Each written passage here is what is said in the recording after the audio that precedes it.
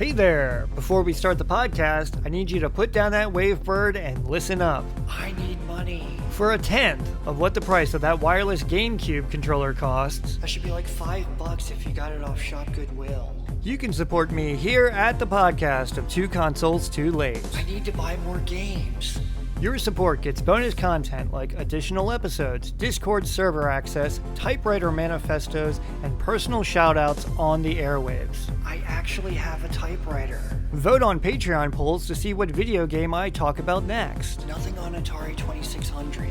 So go to patreon.com/2consoles2late because what the world needs is more stick it!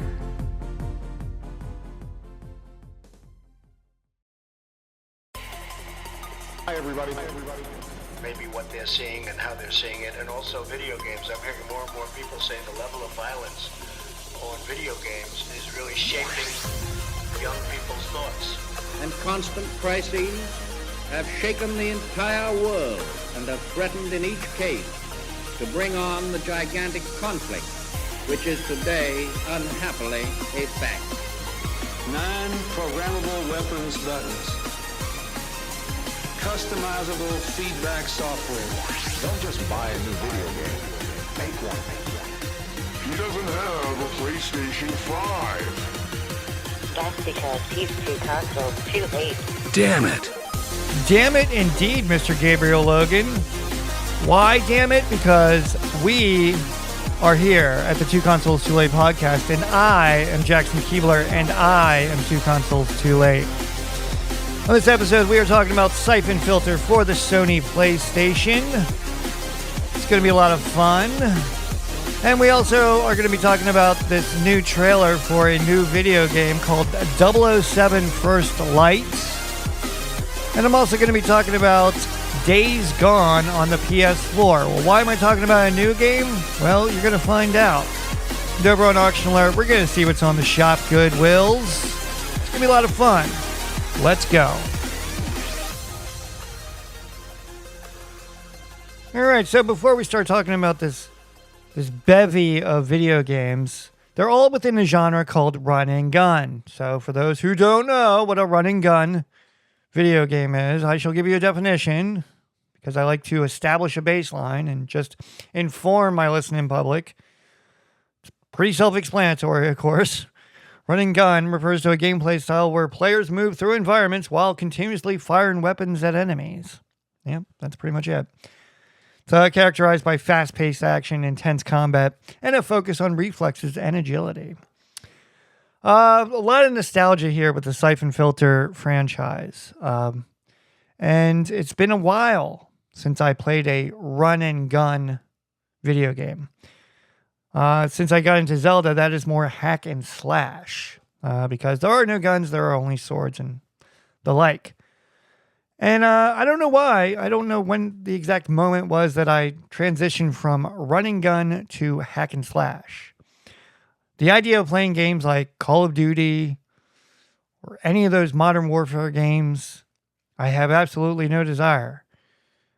But as a kid, I used to love run and gun. I used to love, getting a sniper rifle, sneaking around, shooting enemies.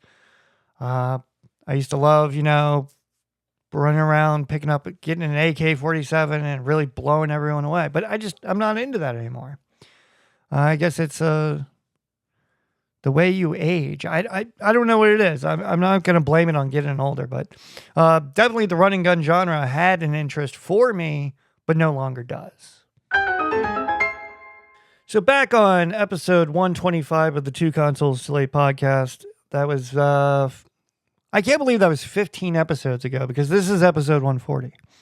So back on episode 125, I talked about 007, the duel on the Sega Genesis. And I think I kind of went into James Bond games in general and how they're typically not very good. And I believe I gave lip service to the upcoming Project 007. Well, Project 007, the newest James Bond video game, has a trailer. It has a name.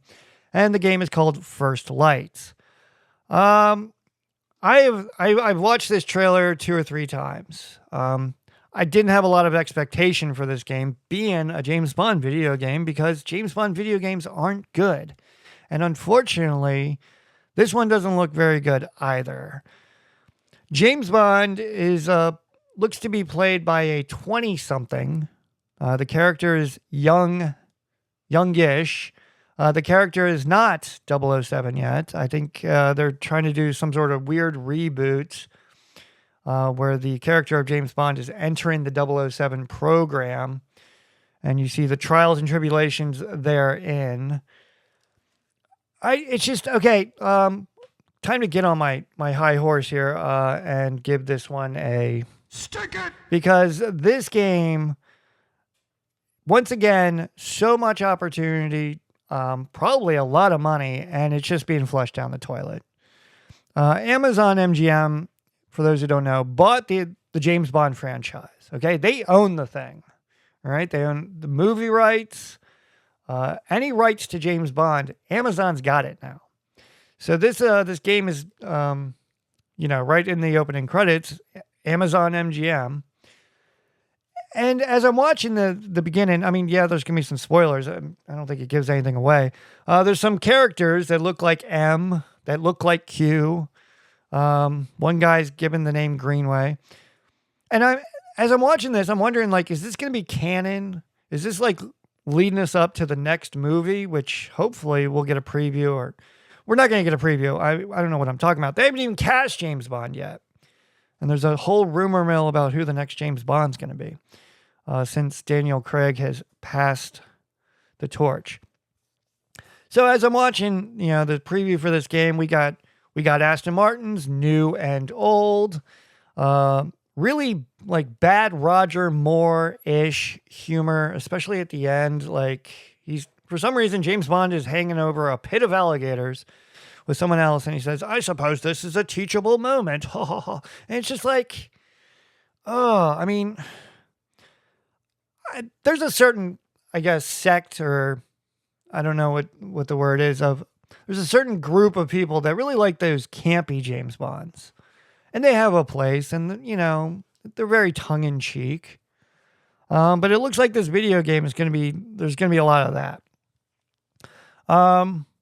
Of course, I'm not going to buy this in any such way. Just, no desire there. My hopes for this is that this video game doesn't somehow become canon or somehow inform the next movie. It's just, I mean, a multi-million, if not billion-dollar franchise, and they're just throwing shit against the wall. So you can check it out. Just go to YouTube.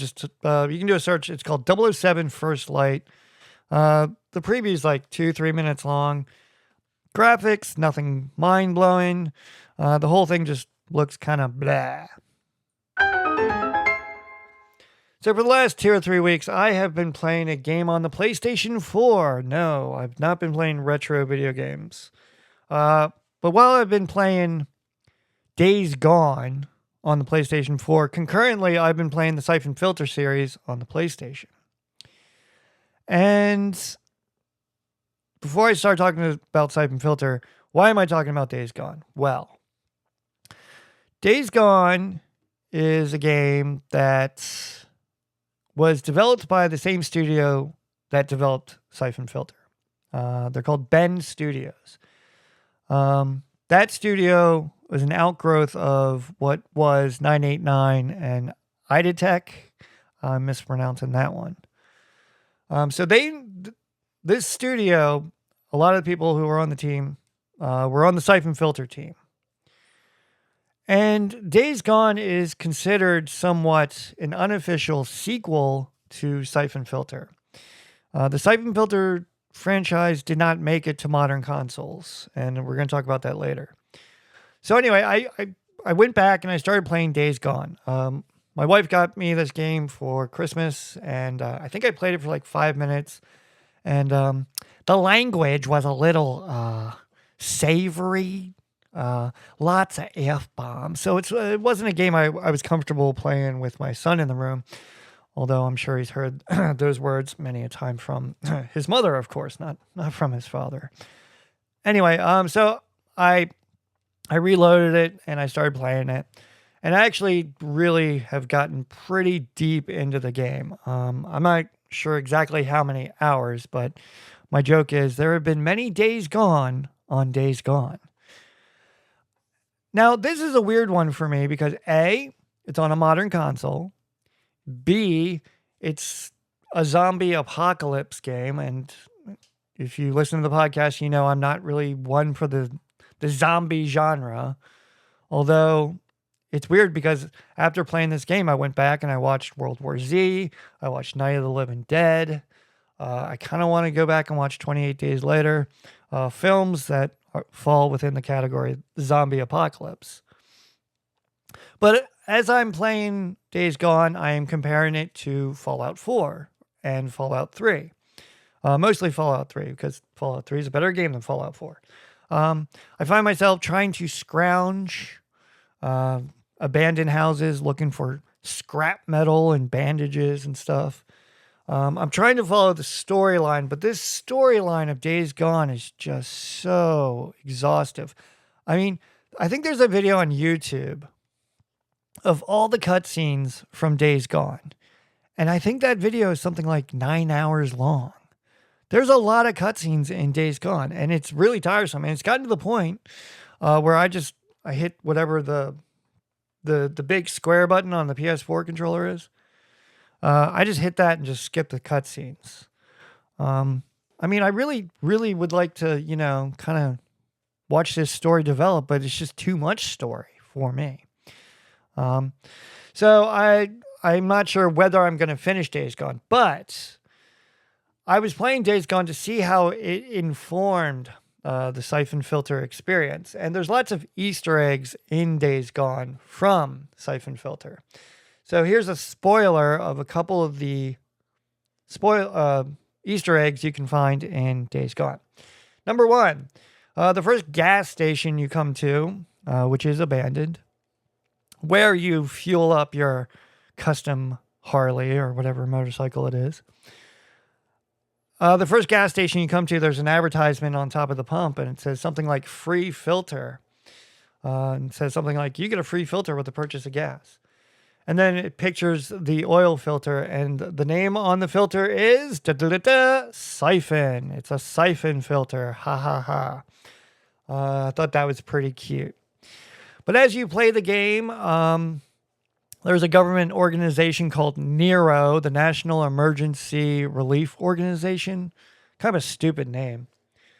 But as you come across their sites, usually crashed helicopters, and you pick up their gear, it's where you get your health expansions and your stamina expansions, because it's actually pretty needed in Days Gone, especially to outrun the zombies.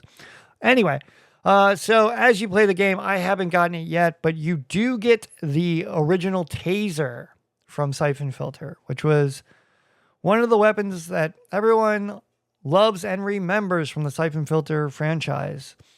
The taser is basically, you would fire it at an enemy, you'd hold the fire button, and it would just electrocute someone to the point where they would catch on fire. It was pretty grim, it's pretty gross, but for some reason, it was very cathartic and people liked it. So you can get the IPCA taser in Days Gone. And a couple more spoilers from Days Gone. If you get 989 Freaker Ears, it unlocks Logan's Shadow, some sort of trophy achievement. 989, of course, is a nod to the original studio that developed Syphon Filter. And somewhere you get some NERO paperwork that actually mentions the Syphon Filter virus. So there's lots of Easter eggs in Days Gone. It is considered somewhat of an unofficial sequel. I think there was a lot of hope and expectation that after Days Gone we would see another Syphon Filter, but I do not think that's going to be the case. And we're going to talk about that now when we talk about Syphon Filter. So for once here at the podcast of Two Consoles Too Late, I am coming at a video game with a lot of nostalgia and a lot of memory and a lot of personal investment, especially in the past of these games. So let me just offer my nostalgia just to get it out of the way.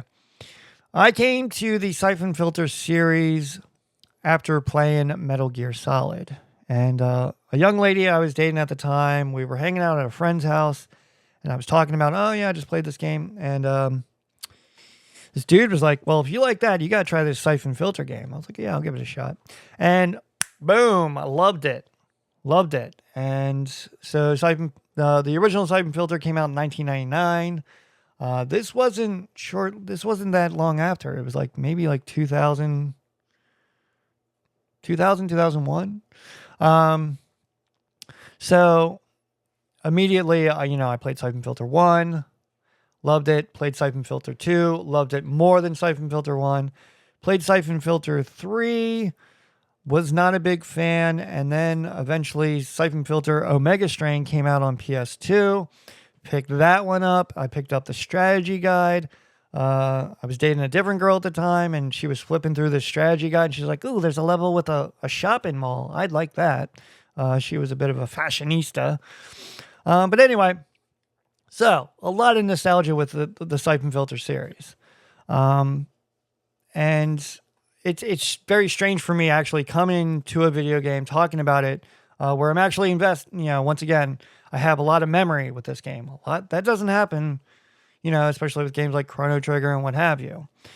So I do have a personal bend when it comes to talking about these games. All right, so here's another little bit of nostalgia.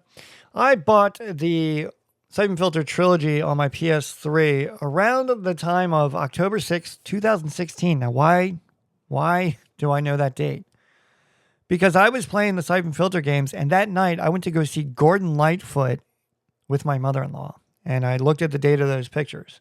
I don't know why, I remembered playing Syphon Filter and then going to see Gordon Lightfoot. Two very strange memories. So obviously, I bought these games pre-Two Consoles Too Late. This is 2016. I was stuck at home. My son was just about a year old. I was quote-unquote stay-at-home dad. And I was like, I'll try playing these games again. And I didn't get very far with them. And I think I picked up Syphon Filter, the original Syphon Filter, a couple times just trying to replay it and just never quite got into it. So as I was putting together this podcast, I actually did a deep dive back into the Syphon Filter series. And nostalgia gives you rose-colored glasses because there's so much, oh man, those games are so good. And then when I went back and played these games, they're giant pieces of crap. Especially Syphon Filter came out and it was in direct competition to other games at the time. Now, one of them I've talked about, but way back in episode 112, I talked about Metal Gear Solid. And I talked about how I was not a fan of that game because of the stealth. This Syphon Filter was also up against Splinter Cell, another sort of run and gun stealth game. Stealth action. And there's a lot of stealth action in Syphon Filter. It's just, a heavy sigh here. It's just, there's so much, the story of Syphon Filter is brilliant. It's a lot of political intrigue, but when it comes down to actually playing the game, it's a little tiresome, especially now. The controls are, and I'm going to use this word, and I hate this word, but I can never come up with another word that I guess fits the situation. The controls of Syphon Filter are janky. They're tank controls. You don't use the analog sticks on the on the PlayStation controller because the original Syphon Filter, I don't think it was a launch game, but it came out when the controller for the PlayStation didn't have analog sticks. So you're using the D-pad. The auto aim in Syphon Filter is for shit, and that auto aim carries on through all the way up until, for the sake of this podcast, I played all the way up until Omega Strain, and the auto aim was always crap. There's lots of gotcha moments in Syphon Filter, and by gotcha moments, I mean you sort of like are walking through a level, and then enemies sort of ambush you. they're scripted so that if you do die, you know, they pop up in the exact same place, so that you can anticipate killing them. But they pop up behind you, they pop up on top of you, and ambush you, and it gets really annoying. It gets very annoying. The AI of this game, of course, is not very good. But what is good is the soundtrack, and this is the title theme of Syphon Filter. Please enjoy.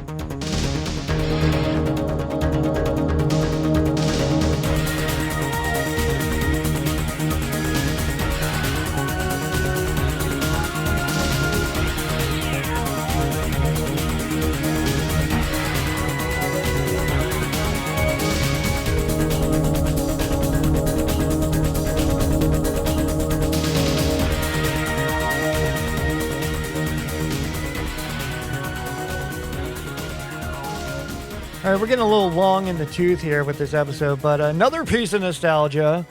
I warned you, there's a lot of nostalgia with these games. I would take the game disc of Syphon Filter and put it in my CD player of my Saturn SC2. And it wasn't like an internal CD player. It was like a Discman that I connected with like one of those cassette jobbies. Anyway, I would put it in the game disc in my CD player so I could listen to the soundtrack. That's how much I really enjoyed these games. And now I'm just like, what was I doing? To be young again. All right, so we're getting a little bit long in the tooth. So let's move this forward, all right? So the soundtrack is good. It's a great soundtrack. Syphon Filter is a huge success, right? So, of course, 989 Studios says, well, we got to do another one, right? So they come out with Syphon Filter 2. And Syphon Filter 2 was 2 discs on the PlayStation. It was better than the first. And I started playing that, and the story is really good. It picks up right after Syphon Filter 1, just like Casino Royale and Quantum of Solace, since we're talking about James Bond. Quantum of Solace picks up right after Casino Royale, and Syphon Filter 2 followed suit. And this is before those fucking movies came out.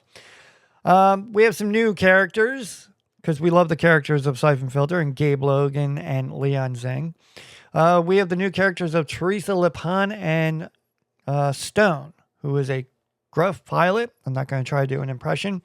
But the voice actor of Stone was also in Metal Gear Solid. I remember when I was playing Metal Gear Solid, I recognized the voice so much. I was like, hey, that's from Syphon Filter. Or maybe it's the other way around. So Syphon Filter 2, awesome game, right? More running gunning. But once again, as I was playing it, 2 things happened. 1, a lot of stealth-based missions, which I'm not a fan of. And 2, for some reason, I couldn't save my game on my PS3. Some sort of weird glitch. It's just the game was like, your memory card's full. It's like, but I'm on a PS3 and I have 160 gig. No. So I wasn't able to save my Syphon Filter 2 game. So let's move on. Syphon Filter 3. Now, Syphon Filter 3, once again, was a double disc for the PlayStation. But this one was a series of flashbacks. And Gabriel Logan and Leon Zing are called before a session of Congress investigating the agency. They work for a government covert ops agency, and apparently they did some things wrong. So anyway, Syphon Filter 3 is a series of flashbacks, and you play as different characters. So along comes Syphon Filter, the Omega strain on the PS2. Okay, so we've made it to the next gen console. So that we, better graphics, better gameplay, what have you. At least that's the expectation. But unfortunately, Omega Strain comes out on the PS2 and it completely fucking flops. You do not play as Gabriel Logan in Syphon Filter Omega Strain. Instead, it was one of those games where you had to create an avatar, create an agent, and there was a multiplayer option. I did not ever partake of the multiplayer option. What was annoying about the multiplayer option was that certain objectives within the levels could only be obtained if you were playing multiplayer, which I thought was kind of cheap. Because I remember back in the day, I really was like trying to beat the levels within their quote unquote solo par times, because when you did that, you unlocked certain weapons. And back in the day, I put a lot of hours and days and nights into Syphon Filter or Mega Strain. I mean, once again, I bought the strategy guide. But then there's always someone blaring in your ear throughout the Omega Strain. And I guess I just kind of tuned it out when I first played it, but when I went back and started playing it, it's really annoying. So this is a clip I took from Syphon Filter Omega Strain. It is of Imani Gray, who's, I guess, like your supervisor, director, or whatever of your operation. And she's just fucking blaring in your ear constantly. Look, I hate these monkey work assignments as much as you do, but someone's going to do them, and it ain't going to be me. I think Imani Gray and I used to work with each other at a restaurant, because it's just that voice seems very familiar, especially when talking about monkey assignments and having to do work that you didn't want to do. But all joking aside, there is one collector's item for Syphon Filter, and that is the Syphon Filter 3 9/11 cover, and we're going to take a look at that now on Auction Alerts. Auction alert. So let's just set up the backstory on Syphon Filter 3. Syphon Filter 3 was supposed to be released in September of 2001, but it got pushed back to November 5th of 2001. And the reason, of course, is the events of 9/11. The original cover of Syphon Filter 3 featured a burning American flag and a burning federal building. But given the events of 9/11, Sony, of course, felt that it was completely inappropriate and pulled the original copy from the shelves. And then they released it November 5th with just Leon Zing and Gabriel Logan on the cover with the Syphon Filter logo. The original 9/11, quote-unquote 9/11 cover of Syphon Filter 3, there's no listings on eBay. It's extremely rare. The last sold listing I found was on Heritage Auctions. A copy sold on October 29th of 2021. It was graded a 9.8 A++, and that sold for $14,000. So within the realm of collecting, there is one copy of Syphon Filter that is just the ultimate holy grail of PlayStation games, and that is the original Syphon Filter 3 copy. But just copies of Syphon Filter on Shop Goodwill. Quick search on Shop Goodwill for Syphon Filter. There's 4 listings. The first listing is Syphon Filter 1 and 2 for the PlayStation. It's going for $20. Syphon Filter Logan Shadow for PS2. That's going for $10. And there's a couple PlayStation game lots. Usually Syphon Filter gets put in with game lots because as a single listing, it's not worth that much. It was a fairly common game because it sold so many copies. But if you want the ultimate collector's item, be on the lookout for Syphon Filter 3, the 9/11 cover. Damn it. So in summation, Syphon Filter, a franchise that I came to with a lot of nostalgia, and I played through rose-colored glasses. And here it is, episode 140, and I'm finally talking about Syphon Filter, a game that I've wanted to talk about for quite some time.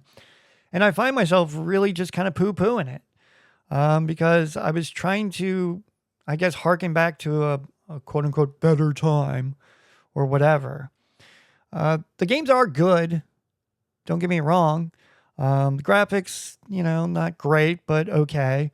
Controls, not great, but okay. Once again, story, very relevant story. International terrorism and what have you, corrupt government officials. That's a very relevant story.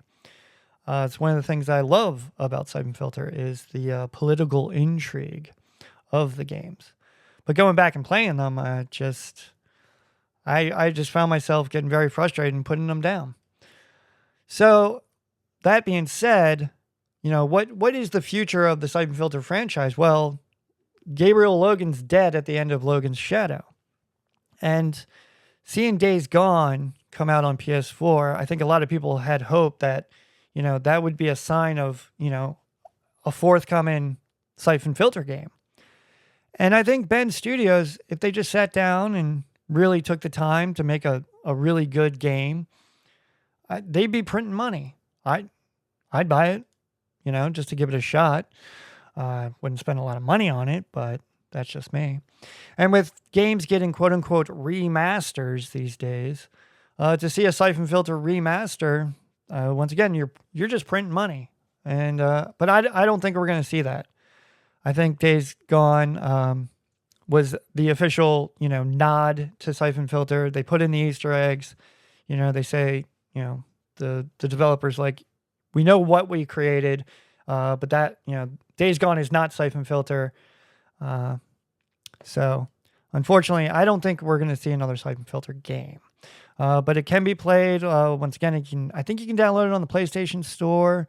You can get physical copies, once again, on the Shop Goodwills. You can play Syphon Filter on the PlayStation Classic, the plug-and-play mini console. The original Syphon Filter was included on that.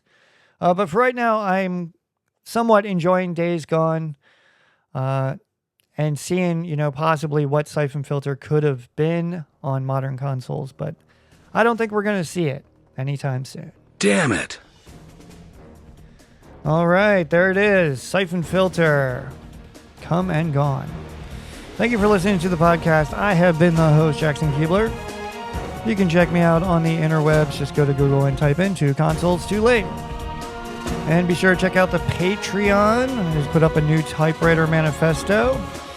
And I also am doing a movie review of The Accountant 2. Check out my thoughts and machinations over at the Patreon. But as always, have a good one. I love you. And goodbye.